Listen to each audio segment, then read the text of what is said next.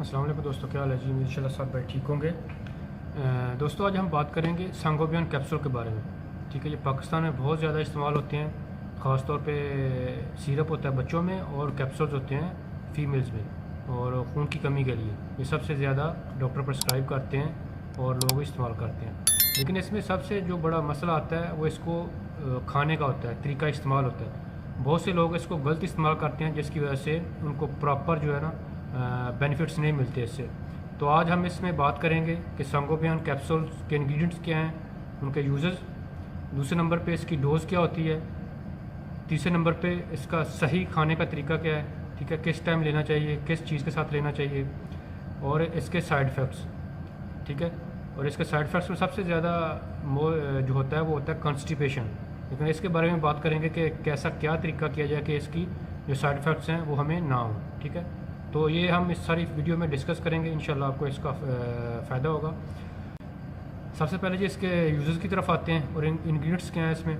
इसमें इंग्रेडिएंट्स हैं, इसमें होता है फेरस ग्लूकोनेट 250 मिलीग्राम होता है। इसके अलावा होता है मैग्नीशियम सल्फेट, इसके अलावा होता है कॉपर, इसके अलावा होता है फोलिक एसिड, और साथ में होता है विटामिन B12, ये विटामिन जिसे हम सियानोकोबालामीन भी कहते हैं। ठीक है, ये होता है। ये सबसे ज़्यादा जो इस्तेमाल होता है नंबर 1 पे होता है कि खून की कमी के लिए, जिसे हम अनीमिया कहते हैं। अनीमिया 3 किस्म का होता है। एक होता है आयरन डेफिशिएंसी अनीमिया, जिसमें फलाद की कमी होती है और आपका जो रेड ब्लड सेल्स है वो नहीं बनते। दूसरे नंबर पे होता है फोलेट डेफिशिएंसी अनीमिया। ठीक है, विटामिन B9 भी हम जिसे कहते हैं, या फिर विटामिन B12 की कमी से होता है, जिसे हम मेगालोब्लास्टिक अनीमिया कहते हैं। ये तीनों जो अनीमिया या खून की कमी है, ये जो तीन vitamin iron, folate, folic acid या फिर विटामिन B12, ये खून जो रेड ब्लड सेल्स होते हैं उनके बनने में मदद देते हैं। तो ये तीनों इसमें है। ठीक है, अगर आपको किसी भी किस्म का अनीमिया है, ये उसमें आपको फ़ायदा देगा। अनीमिया में आपकी जो अलामात होती हैं वो आपको पता होना चाहिए कि अनीमिया में कौन सी अलामात होती हैं। सबसे ज़्यादा जो अनीमिया में अलामात होती हैं उनमें आता है कि शदीद किस्म की थकावट होती है। ठीक है, नकाहट होती है, थकावट होती है, सुस्ती होती है। दूसरे नंबर पे आपकी जो स्किन है वो पेल हो जाती है। ठीक है, थोड़ी जर्दी माइल हो जाती है। इसके अलावा जो आपके ख़ास तौर पे आपको जो बच्चों में या बड़ों में ये जो नेल्स हैं ये ब्रिटल हो जाते हैं, कि ये खुरदरे हो जाते हैं। ठीक है, आगे से।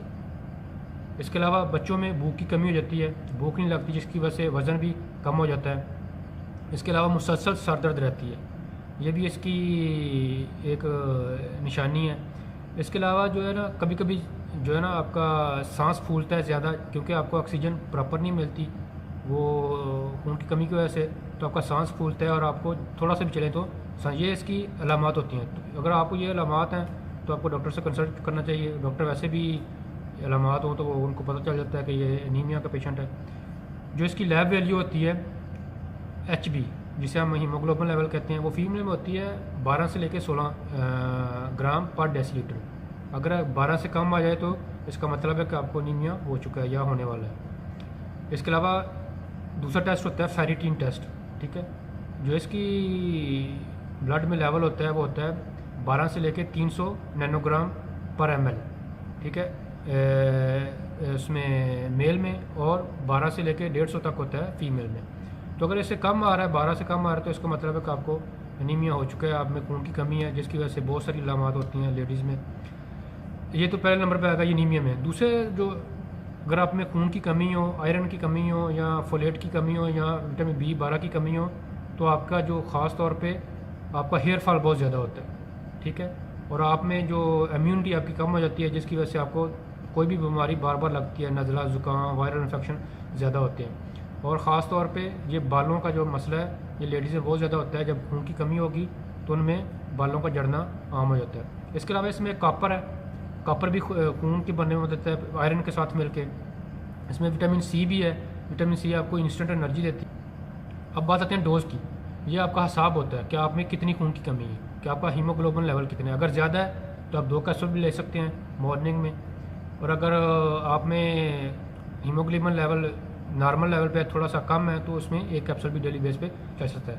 अब इसके खाने का तरीका आता है, जिसका लोग ऐसे ही खा लेते हैं मेडिसिन कोई भी हो, लेकिन उसका प्रॉपर तरीका होता है। चाहे आप मल्टीविटामिन ले रहे हो, चाहे आप कोई भी मेडिसिन ले रहे हो उसका प्रॉपर एक तरीका होता है। जब आप प्रॉपर तरीके से नहीं खाएंगे तो उसके आपको फ़ायदा नहीं होगा। जब भी आप मेडिसिन लें तो आप किसी अच्छी फार्मेसी से लें और वहाँ पे फार्मासिस्ट से पूछें जी मैं ये मेडिसिन खा रहा हूँ, क्या ये इसके साथ इंटरेक्शन तो नहीं करेगी, या इसको मैंने कैसे खाना है, ठीक है। अब आयरन की बारी आती है संगोबियन कैप्सूल की, तो ये आप कोशिश करें कि आयरन की जो अब्जॉर्प्शन है वो खाली पेट ज़्यादा होती है, ठीक है। आप इसको खाली पेट खाएँ। और अगर आप नहीं खाना, अगर आपको कोई मतली है या फिर कोई वोमिटिंग का मसला होता है या स्टोमक अपसेट होता है, तो आप इसको खाने के 2 घंटे बाद खाएं और पानी के साथ खाएं। आपको दूध के साथ नहीं लेना, दूध में कैल्शियम होती है, तो कैल्शियम इसकी अब्जॉर्प्शन कम कर देती है। दूसरे नंबर पे आपने इसको किसी भी, जब आप मैदा फूल लो तो खाने के फ़ौरन बाद नहीं खाना, खाने के 2 घंटे पहले खा लें या खाने के 2 घंटे बाद खाएं। खाने के साथ आपने इसको नहीं खाना, इसकी अब्जॉर्प्शन नहीं होगी। दूध के साथ आपने इसको नहीं खाना। या कोई भी आप मैदे की जो तजाबियत वाली मेडिसिन खा रहे हैं, एंटीसाइड खा रहे हैं कैल्शियम की खास तौर पे, तो आपने उसके साथ इसको नहीं लेना, वो इसकी अब्जॉर्प्शन कम कर देते हैं। इसका जो खाने का बेहतरीन तरीका है वो ये है कि आप खाली पेट खा लें या खाने के 2 घंटे बाद खाएं। और इसके साथ दूध नहीं पीना, कॉफ़ी नहीं पीनी आपने, या फिर टी वगैरह भी इसके साथ ना खाएं, ठीक है। ये इसका प्रॉपर तरीका है। अब आते हैं इसके जी साइड इफ़ेक्ट्स क्या होते हैं। साइड इफ़ेक्ट्स इसका सबसे जो मेन होता है वो कॉन्स्टिपेशन का होता है, ठीक है। लेकिन आप इसको, अगर आप इसको सुबह में खाएंगे, इसको आपने दोपहर में या रात में नहीं खाना, सुबह में खाएं और खाने के 2 घंटे बाद खाएं और उसके बाद पानी ज़्यादा से ज़्यादा पिएं, ठीक है। पानी ज़्यादा से ज़्यादा पिएं तो आप इससे बच सकते हैं। किसी भाई किसी और मेडिसिन के बारे में इंफॉर्मेशन चाहिए तो आप पूछ सकते हैं कमेंट बॉक्स में। वीडियो